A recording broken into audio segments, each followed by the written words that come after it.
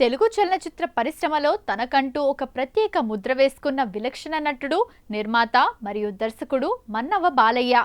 కేవలం నటుడిగానే కాకుండా రచయితగా ఆయన అందించిన కథలు తెలుగు సినిమాల్లో మరుపురానివి. ఆయన గురించి కొన్ని ఆసక్తికరమైన విషయాలు ఇప్పుడు చూద్దాం. మన్నవ బాలయ్య 1930 డిసెంబర్ 15న ఆంధ్రప్రదేశ్లోని గుంటూరు జిల్లా అమృతలూరు మండలం చావలి గ్రామంలో జన్మించారు. ఆయన తల్లిదండ్రులు గోవిందమ్మ, రామస్వామి దంపతులు. ఒక వ్యవసాయ కుటుంబం నుండి వచ్చిన ఆయనకు చిన్నతనం నుండే క్రమశిక్షణ, కష్టపడే తత్వం అలవడ్డాయి. బాలయ్య విద్యాభ్యాసం చాలా ఆసక్తికరంగా సాగింది. ఆయన చదువులో చాలా చురుగ్గా ఉండేవారు. ఆయన ప్రాథమిక విద్య గుంటూరులోనే సాగింది. ఆ తర్వాత Guindy engineering college, మద్రాస్లో mechanical engineering పూర్తి చేశారు. చదువుకునే రోజుల్లోనే ఆయనకు నాటకాల పట్ల విపరీతమైన ఆసక్తి ఉండేది. కాలేజీ రోజుల్లో అనేక నాటకాల్లో పాల్గొని తన నటనకు గుర్తింపు తెచ్చుకున్నారు. ఇంజనీరింగ్ పూర్తి చేసినా తన మనసు నటన వైపు లాగడంతో ఆయన మద్రాస్లోనే ఉండిపోయారు. ప్రముఖ దర్శకుడు తాపీ చాణక్య బాలయ్య ప్రతిభను గుర్తించారు. 1958లో వచ్చిన ఎత్తుకు పై ఎత్తు సినిమాతో ఆయన నటుడిగా వెండితెరకు పరిచయమయ్యారు. మన్నవ బాలయ్య సినీ పరిశ్రమలో కేవలం నటుడిగానే కాకుండా నిర్మాతగా, దర్శకుడిగా మరియు పంపిణీదారుడిగా బహుముఖ ప్రజ్ఞాశాలి. ఆయన సినీ ప్రయాణంలో ఎదురైన లాభనష్టాలు, అనుభవాలు పొందారు. బాలయ్య సినిమాని కేవలం వ్యాపారంగా కాకుండా ఒక కళగా ప్రేమించారు.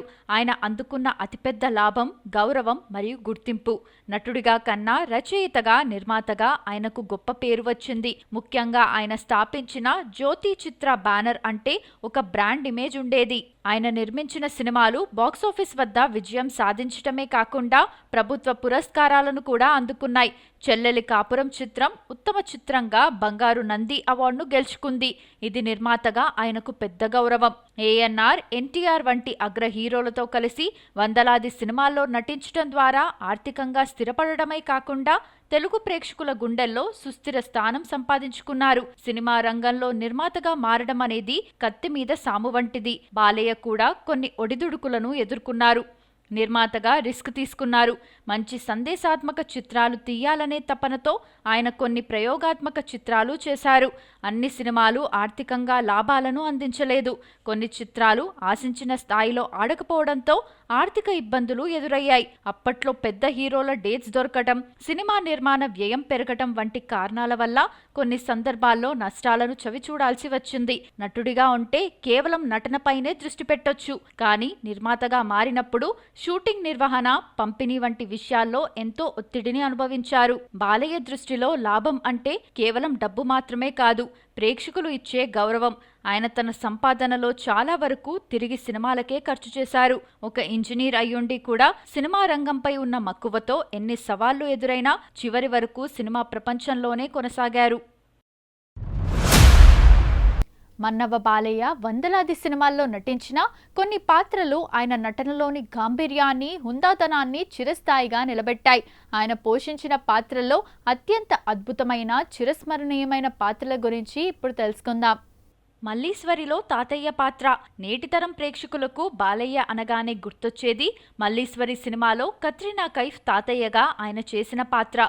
ఒక రాజవంశానికి చెందిన వ్యక్తిగా అత్యంత సంపన్నుడిగా ఉంటూనే మనవరాలిపై ప్రాణమిచ్చే తాతయ్యగా ఆయన చూపిన హుందాతనం అద్భుతం.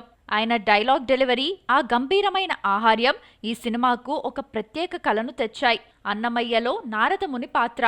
కె రాఘవేంద్రరావు దర్శకత్వంలో వచ్చిన ఈ భక్తిరస చిత్రంలో బాలయ్య నారదుడిగా కనిపించారు. సాధారణంగా నారదుడు అంటే కాస్త చమత్కారంగా చూపిస్తారు. కానీ బాలయ్య ఆ పాత్రకు ఒక దైవికమైన రూపాన్ని, ప్రశాంతతను అందించారు. ఆ పాత్రలో ఆయన ఒదిగిపోయిన తీరు ప్రేక్షకులను కట్టిపడేసింది. బాపు సుందరకాండలో తండ్రి పాత్ర. దర్శక బ్రహ్మ బాపు సినిమాల్లో బాలయ్యకి మంచి పాత్రలు దక్కేవి. సుందరకాండ సినిమాలో హీరో తండ్రిగా ఆయన నటించారు. ఒక మధ్యతరగతి తండ్రి పడే తపనను, బాధ్యతను చాలా సహజంగా పండించారు. అల్లూరి సీతారామరాజులో కంకిపాడు సుబ్బారెడ్డి పాత్ర. కృష్ణ ప్రతిష్టాత్మక చిత్రం అల్లూరి సీతారామరాజులో ఆయన ఒక ముఖ్యమైన విప్లవ వీరుడి పాత్రలో కనిపిస్తారు. దేశభక్తి నేపథ్యంలో సాగే ఈ సినిమాలో ఆయన నటనలో ఒక ఆవేశం, పట్టుదల కనిపిస్తాయి. పెళ్లికాని ప్రసాద్లో కామెడీ టచ్తో కూడిన పాత్ర. ఆయన కేవలం సీరియస్ పాత్రలే కాకుండా సుబ్బరామిరెడ్డి వంటి పాత్రల్లో స్వల్పమైన హాస్యాన్ని కూడా పండించగలరని నిరూపించారు. మన్నవ బాలయ్య కేవలం నటుడిగానే కాకుండా దర్శకుడిగా కూడా తనదైన ముద్ర వేశారు. ఆయన దర్శకత్వం వహించిన చిత్రాలు తక్కువైనా అవి చాలా విలువలతో కూడుకున్నవి. బాలయ్య దర్శకత్వం వహించిన ముఖ్యమైన సినిమాలు పెద్ద హిట్గా నిలిచి ఆయనకు మంచి పేరుని తెచ్చిపెట్టాయి. దర్శకుడిగా బాలయ్య మొదటి సినిమా పసుపుతాడు. ఈ సినిమాలో శరత్ బాబు, లక్ష్మి ప్రధాన పాత్రల్లో నటించారు. మారుతున్న కాలంలోనూ భారతీయ సాంప్రదాయాలు, కట్టుబాట్ల ప్రాముఖ్యతను వివరిస్తూ ఈ చిత్రాన్ని అద్భుతంగా తెరకెక్కించారు. ఈ సినిమా బాక్సాఫీస్ వద్ద విజయం సాధించడమే కాకుండా విమర్శకుల ప్రశంసలు కూడా అందుకుంది. సామాజిక అంశాల నేపథ్యంలో ఊరేగింపు చిత్రాన్ని ఆయన రూపొందించారు. అప్పట్లో సమాజంలో ఉన్న కొన్ని రుగ్మతలపై గలమెత్తుతూ ఒక సందేశాత్మక చిత్రంగా దీనిని మలిచారు. పోలీసుల జీవితాల్లో ఉండే ఒత్తిడి, వారి కుటుంబ సభ్యులు ఎదుర్కొనే సవాళ్లను పోలీసు భార్య సినిమాలో చూపించారు.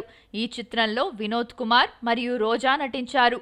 మహిళా ప్రేక్షకులను ఈ సినిమా బాగా ఆకట్టుకుంది. నిజం చెబితే నేరమా సినిమాకు ఆయన కథను అందించడమే కాకుండా దర్శకత్వ పర్యవేక్షణలో కూడా పాలు పంచుకున్నారు. చట్టం, న్యాయం చుట్టూ తిరిగే ఈ కథ పెద్ద హిట్ అయింది. బాలయ్య దర్శకత్వం వహించిన ప్రతి సినిమాలోనూ కొన్ని సాధారణ లక్షణాలు కనిపిస్తాయి. ఆయన కేవలం వినోదం కోసం సినిమాలు తీయలేదు. ప్రతి సినిమాలో ఒక సామాజిక సందేశం లేదా కుటుంబ విలువల ప్రాముఖ్యత ఉండేలా చూసుకునేవారు. ఒక ఇంజనీర్ కావడం వల్ల కాబోలు ఆయన మేకింగ్లో ఒక క్రమశిక్షణ, స్పష్టత ఉండేవి. అనవసరమైన ఖర్చు లేకుండా కథకు ఎంత కావాలో అంత మేరకే చిత్రీకరించేవారు. ఆయన సినిమాల్లో స్త్రీ పాత్రలు చాలా బలంగా, గౌరవప్రదంగా ఉండేవి. మన్నవ బాలయ్య తెలుగు సినీ పరిశ్రమలో బహుముఖ ప్రజ్ఞాశాలిగా పేరు తెచ్చుకోవటానికి ప్రధాన కారణం ఆయనలోని రచయిత మరియు నిర్మాత. ఒక ఇంజనీర్ అయిన ఆయన కథలో ఉండే లాజిక్ను, ప్రేక్షకులకు కావాల్సిన ఎమోషన్ను సమానంగా పండించేవారు. ఆయన నిర్మాతగా, రచయితగా సాధించిన ఎన్నో విజయాలు ఉన్నాయి. బాలయ్య కేవలం మాటలు రాయడమే కాకుండా బలమైన సామాజిక అంశాలతో కూడిన కథలను అందించారు. ఆయన కథల్లో మానవ సంబంధాలకు, కుటుంబ విలువలకు పెద్ద పీట వేసేవారు. చెల్లెలి కాపురం సినిమాకు ఆయన అందించిన కథ ఒక సంచలనం. అందవిహీనమైన ఒక వ్యక్తి తన చెల్లెలి పెళ్లి కోసం పడే తపన నేపథ్యంలో సాగే ఈ కథ ప్రేక్షకులను కన్నీరు పెట్టించింది. నేరం, శిక్ష సినిమాలో నేరం చేసిన వాడు చట్టం నుండి తప్పించుకున్నా మనస్సాక్షి నుండి తప్పించుకోలేడు అనే పాయింట్తో రాసిన కథ అప్పట్లో పెద్ద హిట్. దీనిని హిందీలో కూడా రీమేక్ చేశారు. చుట్టాలున్నారు జాగ్రత్త సినిమాకు కూడా ఆయనే కథా రచయిత. హాస్యం మరియు కుటుంబ డ్రామాను కలగలిపి ఈ కథను రాశారు. సినిమాల్లోకి రాకముందు ఆయన క్విట్ ఇండియా, కాంతిరేఖ వంటి నాటకాలు రాసి రచయితగా తన ప్రతిభను చాటుకున్నారు. 1970లో ఆయన జ్యోతి చిత్ర అనే నిర్మాణ సంస్థను ప్రారంభించారు. ఈ బ్యానర్ మీద ఆయన తీసిన సినిమాలు తెలుగు సినిమా స్థాయిని పెంచాయి. ఆయన కేవలం కమర్షియల్ సినిమాలే కాకుండా సమాజానికి మేలు చేసే సినిమాలు తీశారు. ఆయన నిర్మించిన చెల్లెలి కాపురం సినిమాకు ఆంధ్రప్రదేశ్ ప్రభుత్వం నుండి ఉత్తమ చిత్రంగా బంగారు నంది అవార్డు లభించింది. ఒక నిర్మాతకు ఇది అత్యున్నత గౌరవం.